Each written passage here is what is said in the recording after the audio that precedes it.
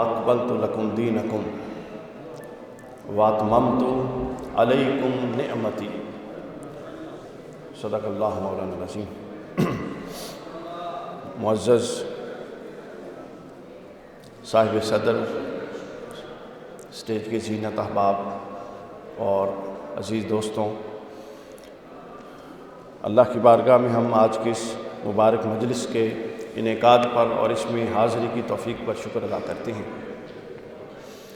اور میں اپنی طرف سے آپ سب لوگوں کو حضرت مولا کائنات حضرت مولا علی کرم اللہ وجہ الکریم کی یوم ولادت کی مبارکباد پیش کرتا ہوں۔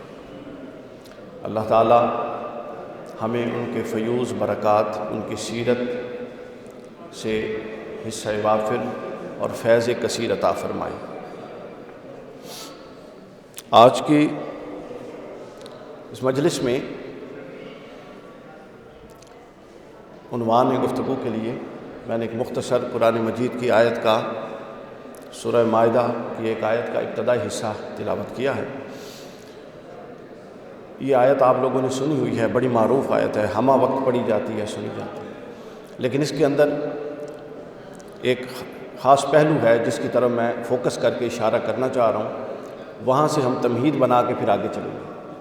اللہ تعالیٰ نے اس آیہ مبارکہ میں دین اسلام کے مکمل ہونے کی خوشخبری سنائی ہے۔ کس بات کی؟ دین اسلام کے مکمل، اور دین اسلام کو اللہ نے خود فرمایا کہ یہ دین کامل ہے۔ کیا ہے؟ دین کامل۔ اور دین اسلام کو مکمل ہونے کے بعد اللہ رب العزت نے اس کو اپنی نعمت قرار دیا۔ خود قرآن مجید کے ٹیکسٹ میں ہے، اللہ تعالیٰ نے فرمایا کہ آج ہم نے تم پر اپنی نعمت کو مکمل کر دیا۔ اتممت یعنی کمال بخش دیا، کامل کر دیا۔ یہ بات ذہن نشین رکھیے کہ مکمل کرنا اور ہوتا ہے، اور کامل طریقے سے کمال کے ساتھ مکمل کرنا اور ہوتا ہے۔ تو اللہ تعالیٰ نے فرمایا کہ ہم نے اس دین کو مکمل کر دیا، تمام کر دیا، اکمال کے ساتھ، کمال کے ساتھ مکمل کر دیا۔ اور پھر اس دین کا تعارف اللہ نے فرمایا علیکم نعمتی۔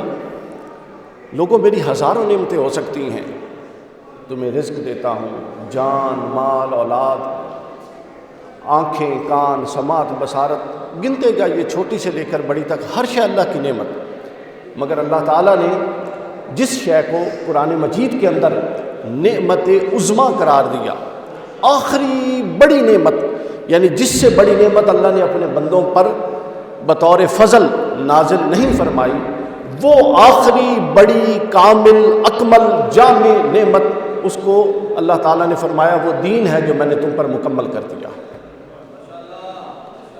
اب نعمت کا ایک پہلو سے نشین رکھیے، اس کے بعد ہم آگے چلے جائیں گے۔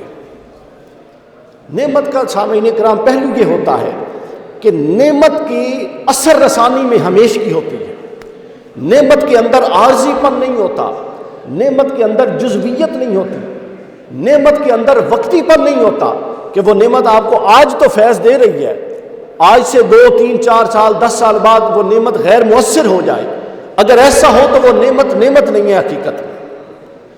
اللہ کی نظر میں اور قرآن مجید کی روشنی میں نعمت صرف وہ نعمت ہے جس کے اندر دائمیت ہو، استقرار ہو، دوام ہو، جامعیت ہو، ہمگیریت ہو، یعنی وہ وقتی نہ ہو، وہ زمانی نہ ہو کہ ایک زمانے میں تو مؤثر ہو، اگلے زمانے میں غیر مؤثر ہو جائے، ایک زمانے میں تو رہنمائی کرے، اگلے زمانے میں رہنمائی نہ کرے۔ تو یہ نعمت، اگر آپ قرآن مجید میں لفظ نعمت کے استعمال کا جائزہ لیں تو یہ نعمت کی بنیادی خصوصیت آتی ہے کہ اللہ کی ہر نعمت وہ نعمت ہے جس کے اندر دوام پایا جاتا ہے۔ اس نقطے کو آپ پلے باندھ لیجئے اور سمجھ لیجئے، یہ ہماری پوری گفتگو کا مرکزی نقطہ ہے کہ نعمت وہ شے ہوتی ہے جس کے اندر دوام ہو، جس کے اندر استمرار ہو، جس کے اندر ہمیشگی ہو۔ اور اگر ریورس آرڈر میں دیکھیں تو وہ نعمت ہوتی ہے جس کے اندر عارضی پن نہ ہو، جس کے اندر جزویت نہ ہو، جس کے اندر ہمیشگی ہو اور کاملیت ہو، یہ نعمت ہوتی ہے۔ اب اس نعمت کے مفہوم کو سمجھنے کے بعد ہم آگے چلتے ہیں۔ قرآن مجید میں اللہ تعالیٰ نے اپنے دین کو نعمت کہا کہ نہیں کہا؟ بتائیے۔ اگر آپ لوگ تھوڑا میرا ساتھ دیں گے تو مجھے آگے چلنے میں بڑی آسانی ہوگی۔ تو اللہ نے فرمایا نا اپنے دین کو نعمت، تو اب یہ دیکھیے، نعمت تو نعمت ہوتی ہی تب ہے جب وہ دائمی ہو۔ تو دین اسلام اللہ کہتا ہے سب سے بڑی نعمت، تو پتہ چلا کہ دین اسلام اصل میں وہ ہے جو جس طرح عہد نبوی میں مؤثر تھا، اسی طرح عہد نبوی کے بعد کے دوروں میں، عہد صحابہ میں، عہد تابعین میں، حتیٰ کہ چلتے چلتے آج کے دور میں، اور پھر چلتے چلتے آخری دور میں تا قیامت تک، اگر دین اسلام مؤثر ہو، اپنی قوت باقی رکھے، اپنی افادیت باقی رکھے، تو پھر یہ نعمت ہو سکتی ہے، اور اگر معاذ اللہ افادیت باقی نہیں تو پھر یہ نعمت نہیں کہا جا سکتا۔ تو سوال یہ پیدا ہوا کہ پوری کی پوری نعمت اور قرآن کا مدار تو ذات رسول مقبول صلی اللہ علیہ وسلم تھی۔ اب رسول اللہ صلی اللہ علیہ وسلم اس دنیا سے جب تشریف لے جا رہے تھے تو جو مضطرب ضمیر تھے، جو باغیرت ضمیر تھے، جو مضطرب ضمیر تھے، جو طالب ہدایت ضمیر تھے، وہ رسول اللہ کے قدموں سے، یعنی وہ ایک ضمیر کی آوازیں اٹھی کہ یا رسول اللہ آپ تو دنیا سے ظاہراً تشریف لے جا رہے ہیں، آپ کے پیچھے ہمارا پرسان حال کیا ہے؟ آپ نے تو خود فرمایا ہے کہ اسلام نعمت ہے، اور نعمت ہوتی وہ ہے جس میں دائمیت ہو، اور ہم تو آپ کے ساتھ وابستہ تھے، اب آپ جا رہی ہیں، تو بتائیے کہ آپ کے پیچھے یہ نعمت کامل کیسے ہوگی؟ چونکہ آپ کا اور آپ کے رب کا وعدہ ہے کہ یہ نعمت آپ کے دور میں بھی کامل ہے، ہدایت دے گی، آپ کے بعد کا دور صحابہ میں بھی کامل ہے، ہدایت دے گی، یہ نعمت عہد تابعین میں بھی ہدایت دے گی، عہد اتباع التابعین میں بھی ہدایت دے گی، بعد کی صدیوں میں بھی ہدایت دے گی، حتیٰ کہ قیامت تک ہدایت دے گی۔ تو یا رسول اللہ صلی اللہ علیہ وسلم آپ تشریف لے جا رہے ہیں، ہمیں کس کے آسرے پہ چھوڑ کے جا رہے ہیں؟ ہم کس طرف جائیں گے؟ آپ کے بعد یہ جو مضطرب ضمیر ہیں، یہ جب ہدایت کے طالب ہوں گے تو یہ کس کے در کی طرف دیکھیں گے؟ تو رسول اللہ صلی اللہ علیہ وسلم نے فرمایا، یہ صحیح مسلم کی حدیث پاک، حضور نے فرمایا، اے مضطرب ضمیروں کی پکار اور اے طالبان ہدایت، خبردار، پریشان ہونے کی ضرورت نہیں ہے، بے شک میں تو ظاہر اس دنیا سے جا رہا ہوں، مگر فکر نہ کرو، میں تمہیں نہ بے آسرا چھوڑ کے جا رہا ہوں، نہ منبع ہدایت کو تمہارے اندر سے غائب کر کے جا رہا ہوں، بلکہ میں تو جا رہا ہوں، مگر پلٹ کے دیکھو، میں تمہارے پیچھے قرآن کو بھی چھوڑ کے جا رہا ہوں، اور پھر دوسری طرف دیکھو، میں تمہارے پیچھے علی کو بھی چھوڑ کے جا رہا ہوں، فاطمہ کو بھی چھوڑ کے جا رہا ہوں، حسن کو بھی چھوڑ کے جا رہا ہوں، اور حسین کو بھی چھوڑ کے جا رہا ہوں۔ تو دین کی کاملیت، تو اب آپ غور کیجیے، دین اسلام کی جو میں نے تمہید بنائی تھی کہ یہ نعمت ہے، اور نعمت ہوتی وہ ہے جس کے اندر دائمیت ہو، جس کے اندر کاملیت ہو، جس کے اندر ہمیشگی ہو، تو گویا دین اسلام کی وہ ہمیشگی، دین اسلام کی وہ کاملیت اور دین اسلام کی وہ دائمیت جب بارگاہ رسالت معاپ میں سوال کیا گیا تو حضور نے فرمایا کہ میں جا رہا ہوں وَإِنِّي تَارِكُمْ فِيكُمُ الثَّقَلَيْنِ، اے لوگوں میں تم میں دو جلیل القدر چیزیں چھوڑ کے جا رہا ہوں، اولہما کتاب اللہ فیہ ھدی ونور، ایک کتاب ہے، قرآن ہے، جس میں ہدایت ہے اور نور ہے، اور فرمایا ثم قال اہل بیت عترتی، اور دوسری چیز میں اپنی اہل بیت کو چھوڑ کے جا رہا ہوں۔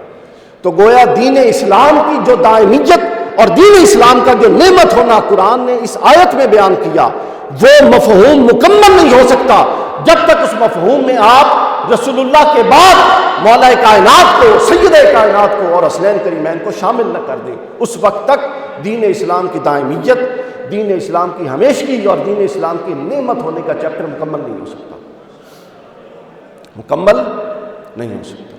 بلکہ میں اس سے آگے، بلکہ بجائے اس کے کہ اس کو ایک علمی بات کی طور پہ کروں، میں اس کو ایک ذوق کے انداز میں لیتا ہوں۔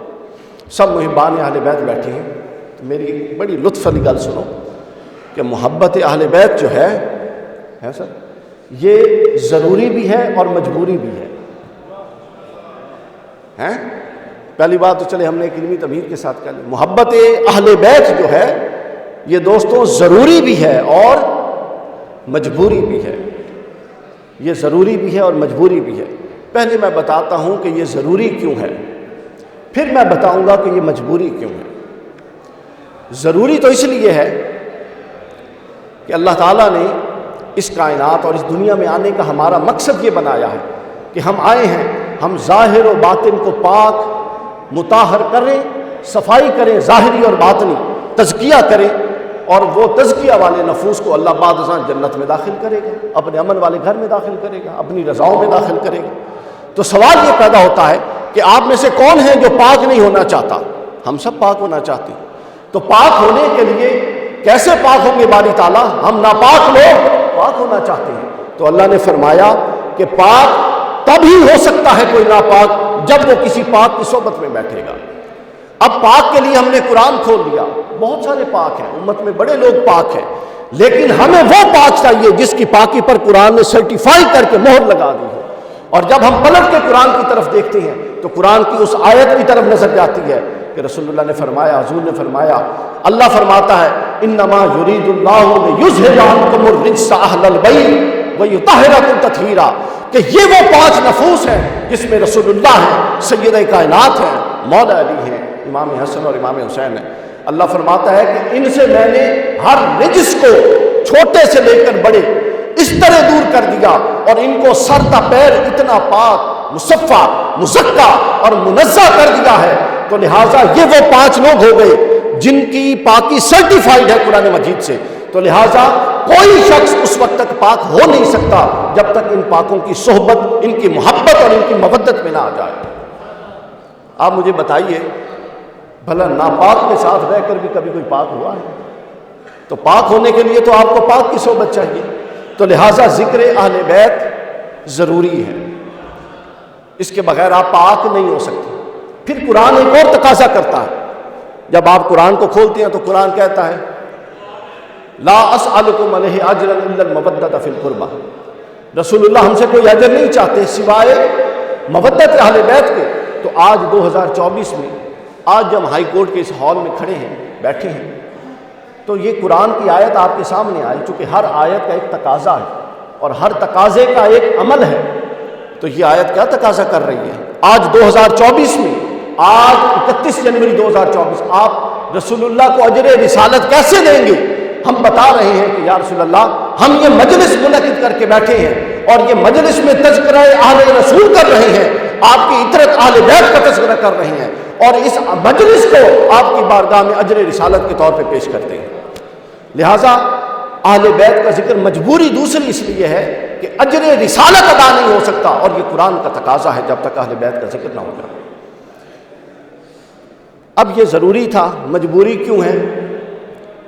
ضروری کے اندر پھر بھی کچھ آپشن ہوتی ہے، مجبوری میں کوئی آپشن نہیں ہوتی۔ جب تک آپ وہ کام نہ کریں جس پہ مجبور ہیں، آپ بچ ہی نہیں سکتے۔ تو گویا اہل بیت اطہار کا ذکر مجبوری بھی ہے دوستوں، اور مجبوری اس لیے ہے کہ آپ میں سے ہر بندہ اپنا انجام بخیر چاہتا ہے۔ انجام بخیر چاہتے ہیں کہ نہیں بتائیں؟ چاہتے ہیں۔ تو انجام بخیر ہونے کے لیے آپ کو 3 دروازوں سے گزرنا پڑتا ہے، اس کی 3 شرائط ہیں۔ چونکہ جنت میں اللہ کی رضا صرف ہو پائے گا جو مومن ہوگا۔ کون ہوگا؟ اونچی آواز میں بولیے، کون ہوگا؟ جو مومن ہوگا، صرف وہ اللہ کی رضا پائے گا۔ اب مومن ہوگا کون؟ مومن وہ ہوگا جو 3 دروازوں سے گزر کے آئے گا۔ پہلا دروازہ کون سا تھا؟ شرک، اللہ کی توحید اور اللہ کی وحدت جب ایک بندہ قائل ہو جاتا ہے تو اس پر شرک کا دروازہ بند ہو جاتا ہے۔ تو بتائیے، جس پر شرک کا دروازہ بند ہو گیا، کیا آپ اس کو جنتی کہتے ہیں؟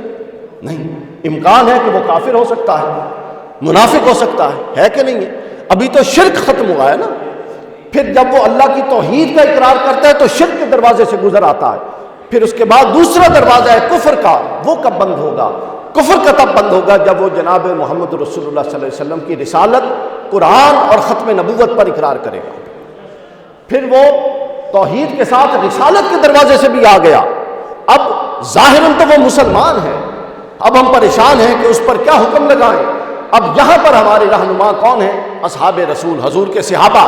اب ہم صحابہ کی بارگاہ میں پہنچتے ہیں کہ اے صحبت یافتگان رسول، یہ بتائیے کہ یہ شخص کافر بھی نہیں ہے، یہ شخص کافر بھی نہیں ہے، آپ کو مانتا ہے، یہ شخص مشرک بھی نہیں ہے، اللہ کو بھی ایک مانتا ہے، لیکن ابھی ہم مضطرب ہیں، پریشان ہیں کہ اس پر کیا حکم لگائیں۔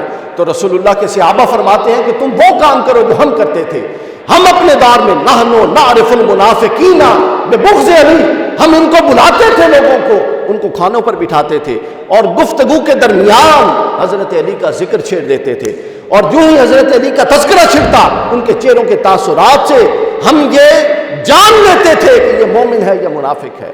تو گویا آپ نے شرک کے دروازے سے گزرنا ہے، پھر آپ نے کفر کا دروازہ بند کرنا ہے، ابھی آپ پر نفاق کا دروازہ ہے، آپ منافق ہو سکتے ہیں۔ لہٰذا جب آپ ولایت علی کے دروازے سے گزر گئے، لہٰذا اب آپ پکے مومن ہو گئے، آپ پر شرک کی بھی نفی ہو گئی، کفر کی بھی نفی ہو گئی اور نفاق کی بھی نفی ہو گئی۔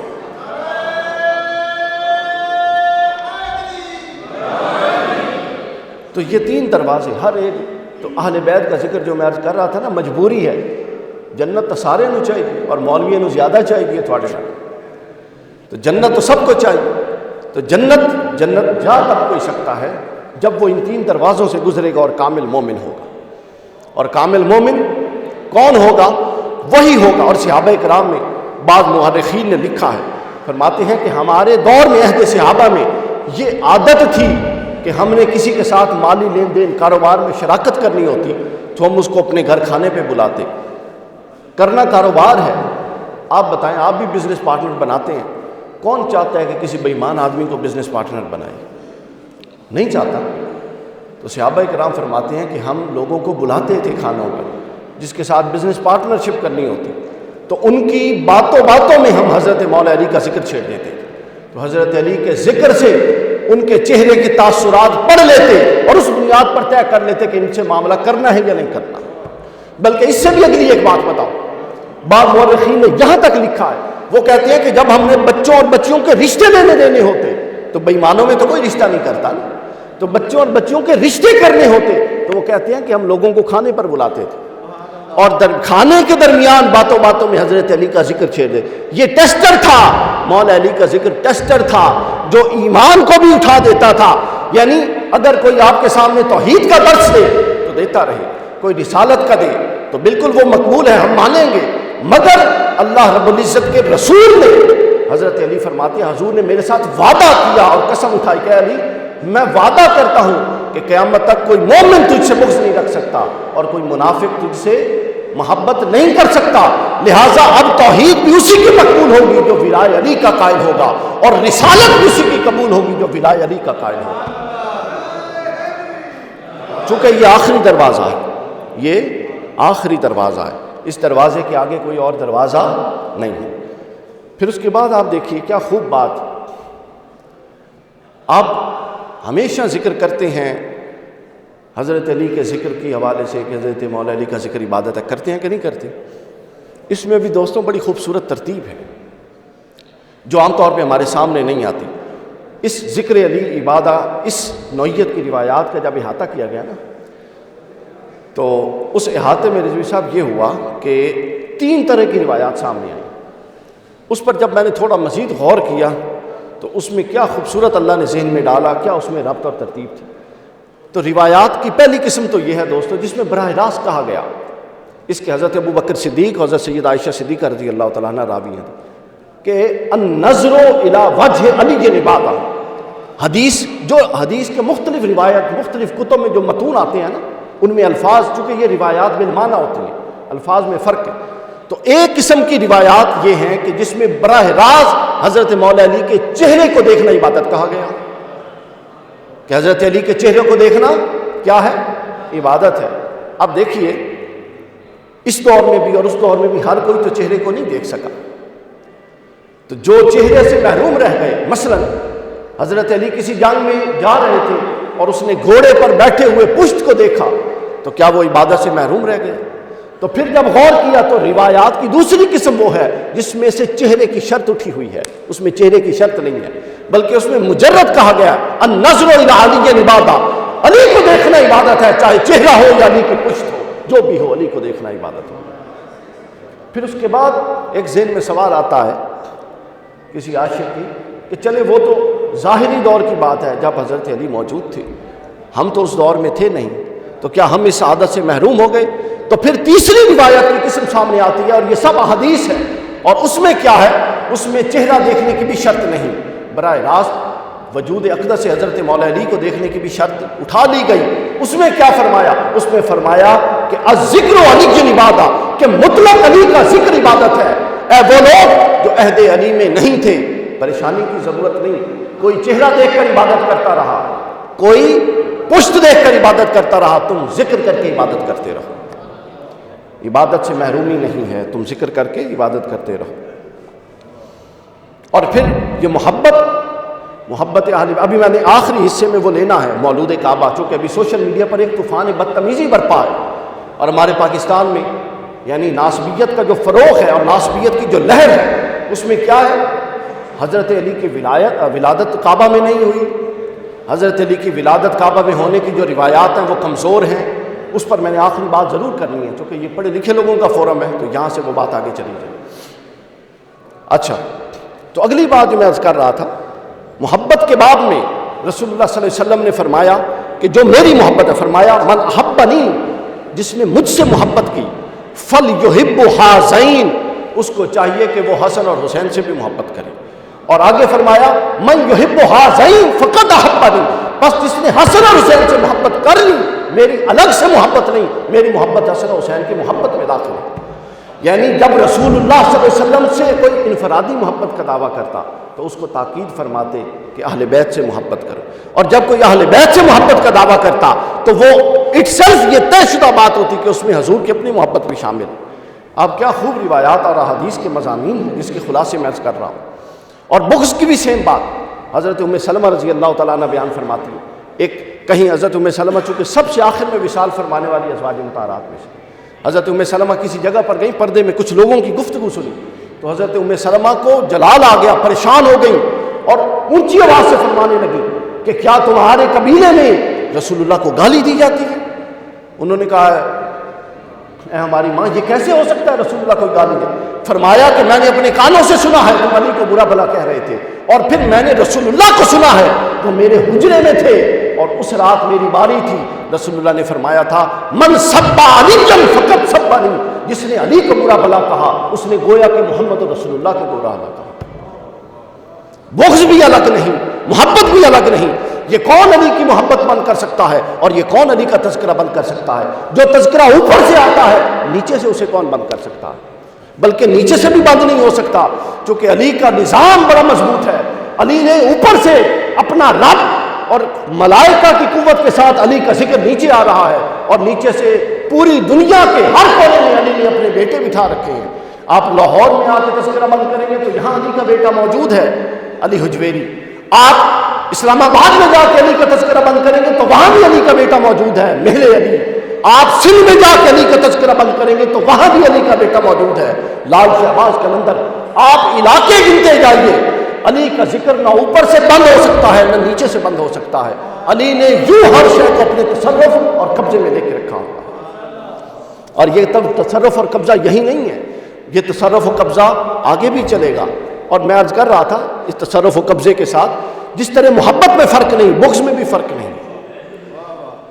حضور صلی اللہ علیہ وسلم نے فرمایا، یہ جو بغض علی میں کچھ لوگ جلتے ہیں نا، حضور صلی اللہ علیہ وسلم نے فرمایا کہ جب میں حوض کوثر پر کھڑا ہوں گا تو میں لوگوں تم میں چونکہ دو چیزیں چھوڑ کے جا رہا ہوں، قرآن اور اہل بیت، تو جب تم میں سے ہر شخص حوض کوثر پر آئے گا تو حدیث پاک حضور نے فرمایا میں اپنے ہر امتی سے 2 سوال کروں گا، اس کے بعد اس کو کوثر کا جام پیش ہوگا اور یہ طے ہوگا کہ اس کو جام دیا بھی جانا ہے کہ نہیں۔ پوچھا گیا کہ یا رسول اللہ کیا سوال؟ فرمایا پہلا سوال میں کروں گا کہ میں قرآن چھوڑ کے آیا تھا، قرآن پر کتنا عمل کیا۔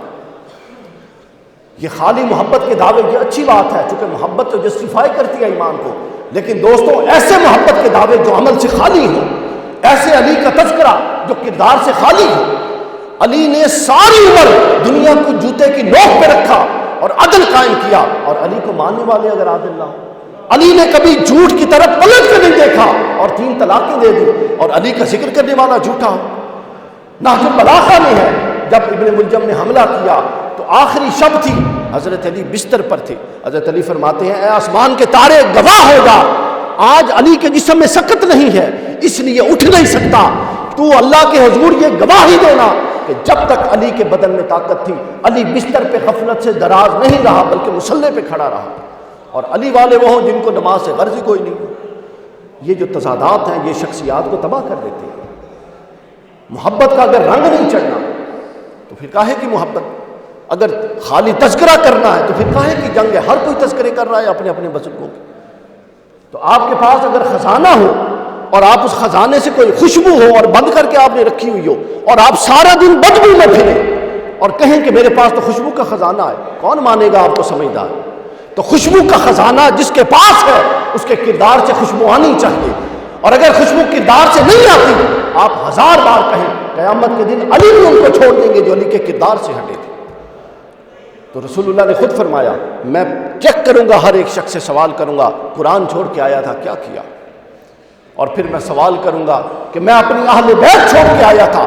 ہر امتی کو انفرادی طور پہ اہل بیت کے بارے میں جواب دینے کے بعد رسول اللہ کی جناب سے حوض کوثر ملے گا۔ تو یہ حسد جو ہے نا یہ یہاں نہیں چلے گا، یہ آگے تک چلے گا، چونکہ جو حسد یہاں کرتے ہیں کہ علی کو یہ بڑھا دیتے ہیں کچھ لوگ، وہاں بھی یہ اعتراض تو ہوگا کہ آج وہاں تو یہ بڑھاتے تھے، آج رسول اللہ بڑھا رہے ہیں کہ کسی کے بارے میں سوال نہیں ہو رہا، حوض کوثر پر سوال ہو رہا ہے تو قرآن کے بارے میں ہو رہا ہے یا علی کے بارے میں ہو رہا ہے۔ اور پھر اس کے بعد حضور صلی اللہ علیہ وسلم نے یہ بھی فرمایا کہ پھر سب سے پہلے انا و علی و فاطمہ و بناہما، ہم 5 لوگ جنت میں جائیں گے۔ تو حسد کرنے والے پھر بھی حسد کریں گے کہ لو جی اسی تو اتنے روتے رہ گئے، علی سب تو پہلے جنت اچھی پہنچ گیا۔ تو گویا علی، اسی لیے رسول اللہ نے فرمایا اور خود حضرت علی نے فرمایا اہل بیت کوئی تقابل کی چیز نہیں ہے۔ اہل بیت سے کیسے تقابل ہو سکتا ہے؟ خون رسول سے تقابل کی کون جرأت کر سکتا؟ یہ تقابل کی چیز نہیں بلکہ اہل بیت تو معیار ہے۔ حضور فرماتے ہیں اگر اہل بیت سے پیچھے ہو تو دوڑو، اہل بیت سے مل جاؤ، اگر اہل بیت سے آگے نکلے ہو تو رکو اور پلٹ کے پیچھے آؤ، اہل بیت کے ساتھ ملو، چونکہ کامیاب وہی ہوگا جو آل رسول اور رسول اللہ صلی اللہ علیہ وسلم کے ساتھ اٹھے گا، قیامت کے دن ساتھ اٹھے گا۔ آخری بات کہ حضرت علی کرم اللہ وجہ الکریم سے بغض بھی بہت رکھا گیا، آپ لوگوں کے علم میں ہے نا۔ اب یہ باتیں تو آپ نے بہت سنی ہوئی ہیں بغض وغیرہ والی، وہ تو میں نہیں کروں گا، لیکن ایک نئی بات میرے علم میں آئی ہے وہ آپ لوگوں کو بتانا چاہتا ہوں۔ حضرت شیخ عبداللہ محدث دہلوی رحمۃ اللہ علیہ کی حدیث کی شرح ہے اشرۃ النماز، اس کے اندر انہوں نے حضرت مولا علی سے بغض رکھنے والی روایات کو بیان کر کے نیچے 2 وجوہات بیان کی کہ حضرت علی سے بغض تو رکھا جاتا ہر دور میں، وہ بغض رکھا کیوں جاتا تھا، اس کی وجوہات بیان کی۔ تو آپ فرماتے ہیں علی سے 2 وجہ سے بغض رکھا جاتا تھا۔ کتنی وجہ سے؟ ایک وجہ تھی جمال علی اور ایک وجہ تھی کمال علی۔ علی کا جمال دیکھیں نا، دنیا میں جو لڑائیاں ہیں یہ 2 ہی وجوہات سے، یا کسی کے حسن کا جھگڑا ہے یا کسی کے مال و اسباب کا جھگڑا۔ تو حضرت علی فرماتے ہیں، امام شیخ عبداللہ فرماتے ہیں کہ حضرت علی کا حسن کا یہ عالم تھا کہ رسول اللہ فرماتے ہیں کہ اگر پوری زمین کو تاریک کر دیا جائے، پوری زمین کو تاریک کر دیا جائے اور علی کے انوار و تجلیات آشکار کر دیے جائیں تو علی کے انوار پوری زمین کو روشن کرنے کے لیے کافی ہے۔ زمین کا شرق دیکھیے اور غرب دیکھیے اور مشرق دیکھیے اور مغرب دیکھیے، تو پوری زمین اگر تاریک ہو جائے تو خالی علی کا روشن چہرہ اس تاریکی کو دور کرنے کے لیے کافی ہے۔ تو کچھ نے تو علی کے جمال کو دیکھ کر حسد کیا اور کچھ نے علی کے کمال کو دیکھ کر حسد کیا کہ ہر ایک کی بات میں کوئی نہ کوئی نقص، ہر ایک کے فیصلے میں کوئی نہ کوئی کجی، لیکن علی ایسا ہے کہ جو بولتا ہے اوپر سے تائید آ جاتی ہے، یہ رسول اللہ تائید کر دیتے ہیں، جو فیصلے کرتے ہیں رسول اللہ تائید کرتے ہیں۔ یعنی ہر کوئی علی کے ساتھ جو کمال علی تھا یہ وہ دشمنی کا باعث بنا اور جمال علی تھا یہ وہ دشمنی کا باعث بنا۔ یہی وجہ تھی کہ حضرت مولا علی ان منتخبہ نفوس میں تھے کہ جس کے لیے شیخ سعدی شیرازی فرماتے ہیں کہ کسے را میسر نشد ای سعادت بقابہ ولادت بمسجد شہادت۔ اس نفس علی کی، آپ نفس علی کی پاکی، نفس علی کی طہارت اور نفس علی کے تزکیہ کا اندازہ کر سکتے ہیں کہ وہ ایسا نفس ہے جو آپ ہی کعبۃ اللہ میں اللہ کے گھر میں رہا ہے، اور وہ ایسا نفس ہے جو جا بھی اللہ کے گھر سے رہا ہے، بس درمیان کا دورانیہ اللہ نے لوگوں کو ہدایت کے لیے علی دے دیا تھا، آیا بھی علی اللہ کے گھر سے تھا اور گیا بھی علی اللہ کے گھر سے تھا۔ اور اس روایت کو، حضرت علی کی ولادت کی روایت کو بہت سارے ائمہ اہل سنت میں اور اہل تشیع کے ائمہ نے بہت ساروں نے بیان کیا۔ اہل سنت میں اس کو جو بیان کیا ہے علامہ عبد الرحمن صفوری رحمۃ اللہ علیہ نے نزہۃ المجالس میں اس کو بیان کیا، اس کے بعد اس کو علامہ شبلنجی رحمۃ اللہ بہت بڑے محدث اہل سنت نور الابصار فی مناقب آل نبی المختار میں بیان کیا. اس کے بعد حضرت شاہ ولی اللہ محدث دہلوی نے ازالۃ الخفا کے اندر بیان کیا. اس کے علاوہ اس کو علامہ کوہستانی نے اپنی مشہور کتب میں بیان کیا. امام عبد الرحمن جامی نے بیان کیا. سب سے بڑھ کے امام حاکم جو حدیث کے امام ہیں اور اصول میں امام بخاری کے بھی استاد ہیں، انہوں نے المستدرک علی الصحیحین ان کی کتاب ہے، اس کے اندر حضرت علی کی کعبہ میں ولادت کو بیان کیا حدیث صحیح کے ذریعے. اب اس پر جو ہمارے کچھ دوست اعتراض کرتے ہیں وہ بھی سن لیجئے. ہمارے ہاں اصل میں جب سے یہ ناسبیت نے پروان چڑھی ہے، آپ جس بھی بزرگ کی باتیں کریں، اولیاء صالحین پر آ جائیں، جس بزرگ کی باتیں کریں، جتنے قصے کہانیاں سنائیں وہ چل جاتے ہیں، کوئی سند نہیں پوچھتا. لیکن اس قوم کی بدبختی دیکھیں، اگر کوئی اہل بیت کا تذکرہ کرے تو اس کی سند پوچھتے ہیں. یہ اصول اور کہیں کارآمد نہیں ہے، یہ بدبختی ہے. اور پتہ نہیں رسول اللہ کا سامنا یہ قوم کیسے کرے گی کہ جو ہر ایک کی روایات کمزور وضع روایات، آخری درجے کی روایات ان کو قبول ہیں، لیکن جب اہل بیت کا ذکر آتا ہے تو کہتے ہیں اس میں فلاں، اس میں 7 راوی ہیں، 7 میں سے فلاں راوی کی فلاں ٹانگ کو فلاں مسئلہ تھا. تو میں بتا دوں فن حدیث کی روح سے یہ جو روایات ہیں ان کا درجہ ضعیف ہے. کیا ہے؟ ضعیف وہ والا ضعیف نہیں جو اردو والا ضعیف ہوتا ہے. حدیث کے درجے سن لیجئے، سب سے اوپر ہوتی ہے صحیح لذات ہی، اس کے بعد ہوتی ہے صحیح لغیر ہی، پھر ہوتی ہے حسن لذات ہی، پھر ہوتی ہے حسن لغیر ہی، اور پھر ہوتی ہے ضعیف. حسن لغیر ہی جو ہوتی ہے اپنا صحیح لذات ہی ہوتی ہے وہ ہوتی ہے جس میں راویوں میں کوئی کمی کجی نہ ہو. اس کے بعد جو صحیح لغیر ہی ہوتی ہے وہ ہوتی ہے کہ 7 راویوں میں سے ایک راوی کے بارے میں 7 خصوصیات میں سے کسی ایک خصوصیت میں یہ حرج آ جائے کہ آخری عمر میں اس کا حافظہ کمزور ہو گیا تھا، تو وہ اتنی بات سے وہ حدیث صحیح لغیر ہی سے اپنا صحیح لذات ہی سے کمزور ہو کے صحیح لغیر ہی ہو جاتی ہے. اور یہ جو احادیث جو میں ضعیف کہہ رہا ہوں، ذرا اس کو فنی حدیث سمجھیے. یہ ضعیف اردو والی ضعیف نہیں ہے جو اٹھ نہیں سکتی. یہ وہ ضعیف ہے کہ اگر اس میں 12 راوی ہیں تو کسی ایک راوی پر کسی ایک امام نے اعتراض کر دیا، اور بدبختی یہ ہے کہ کسی ایک نے اعتراض کر دیا وہ لے لیتے ہیں، اور جب دوسروں نے اس کو اعتراض نہیں کیا اور ان کو سکا کہا وہ چھوڑ دیتے ہیں، اور پھر لیں یا چھوڑیں اس کو بھی چھوڑیں. شاہ ولی اللہ جیسا محدث کہتا ہے کہ یہ روایات جو حضرت علی کو مولود کعبہ کہتی ہیں یہ تواتر کی حد تک ہے. اور علم حدیث میں وہ کسی بھی مکتب فکر کا اصول ہمیشہ متفق ہوتے ہیں. اصول کی بات یہ ہے کہ جب حدیث کثیر طرق سے آئے تو وہ قوت پا کے نچلے درجے سے اوپر کے درجے میں آ جاتی ہے. اگر صحیح لغیر ہی ہوگی اور کثیر طرق سے آئے گی تو وہ قوت پا کے صحیح لذات ہی بن جائے گی. حسن لغیر ہی ہوگی اور کئی طرق سے آئے گی تو وہ قوت پا کے حسن لذات ہی بن جائے گی. اسی طرح جو اپنے درجے میں انڈیویجول ایک ایک آیت تو ضعیف ہے مگر وہ تواتر سے آئیں گی تو وہ قوت پا کے حسن لغیر ہی بن جائے گی. لہٰذا اہل سنہ کے نزدیک ضعیف روایات جو ہیں وہ فضائل کے باب میں قبول ہیں، اور جو اعتراض کرتا ہے اس کی تقریریں اٹھائیں، اس نے خود ضعیف روایات سے اپنے بزرگوں کی قصے کہانیاں بیان کی ہوئی ہیں، شانیں بیان کی ہوئی ہیں. لیکن اہل بیت کی بات آتی ہے تو یہ کہتا ہے، اور یہ بات اصولی طور پہ بالکل غلط ہے. یہ انفرادی طور پہ تو ایک روایت پر ذوف کا حکم لگتا ہے، مگر جب کثیر طرق اور تواتر کا قول آ جائے تو روایات قوت پا کے اوپر کے درجے میں چلی جاتی ہیں، پھر اس پر اعتراض کی کوئی گنجائش نہیں رہتی، پھر اس پر اعتراض کی کوئی گنجائش نہیں رہتی. تو لہٰذا اس دور کا تقاضا اور وقت کا تقاضا یہ ہے کہ محبت اہل بیت کو، یہ جہاد ہے جو آج کل محبت اہل بیت کے بارے میں کیا جا رہا ہے، اور جو کرتا ہے اس کو پھر اس کا خمیازہ بھی بھگتنا پڑتا ہے، اور ہم بھی بھگت رہے ہیں اور آپ لوگ بھی شاید بھگت رہے ہوں گے. تو اللہ تعالیٰ آپ سب لوگوں کو، ہم سب کو حضرت مولا کائنات اور اہل بیت اطہار کی محبت عطا فرمائے، اور اپنی سیرتوں میں اہل بیت اطہار کی سیرت کا عکس پیدا کرنے کی توفیق عطا فرمائے. وما علینا الا البلاغ.